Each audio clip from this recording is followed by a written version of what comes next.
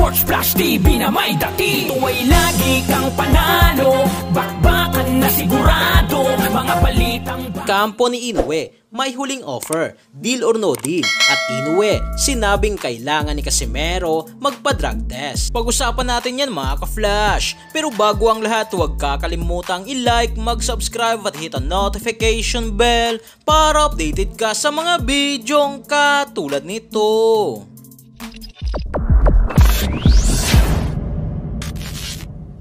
Deal or no deal, yan nga ang sinabi ng kampo ni Naoya the Monster Inoue sa kampo ni Marlon the Nightmare Tapales. Ito'y matapos nga pong ang mga unang offer ng Team Inoue ay talagang binabarat ang Team Tapales dahilan upang hindi nila ito tanggapin. Sa pahayag nga po mga ka-flash ng Team Tapales, meron nga daw silang dalawang titulo na kailangan makuha ni Inoue upang maging undisputed champion. Yan nga ay ang WBA at IBF na titulo. Kaya ang offeran nga daw sila ng hindi magandang offer o tinatratong hindi kampiyon ay hindi katanggap-tanggap. Paliwanag pa ng Team Tapales na sana naman nga raw ay tratuhin sila ng patas o treated like royalty, na kung magawa nga daw ito ng Team Inoue ay madali lang naman daw silang kausap at agad-agad nga daw nilang pipirmahan ang kontrata. Pero sa ngayon, ayon kay Sean Gibbons ay ikis muna, hindi nga daw sila papayag na tratuhin na parang hindi kampiyon. Sa sagot naman dito ng Team Inoue ay kaya naman nga daw nilang mamili ng gusto nilang makakalaban, pero ang magiging problema dito ay ang titulong hawak ni Tapales na wala kay Angas ng Pinas, General Casimero at Luis Pantera Nery.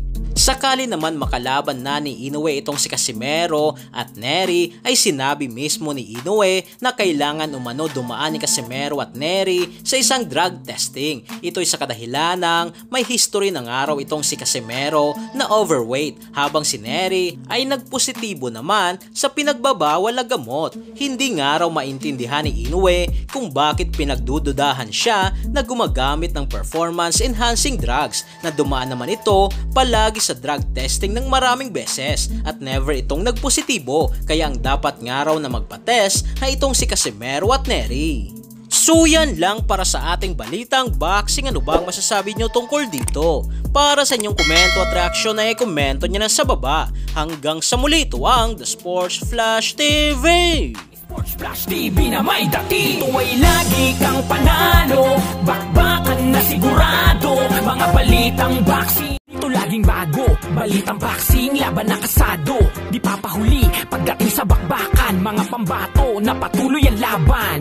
Sasaliksikin ang bawat babalita, talagang diin, bawal ang mahina. Sa loob ng ring, merong pambihira, mga kamao na nagiging bida.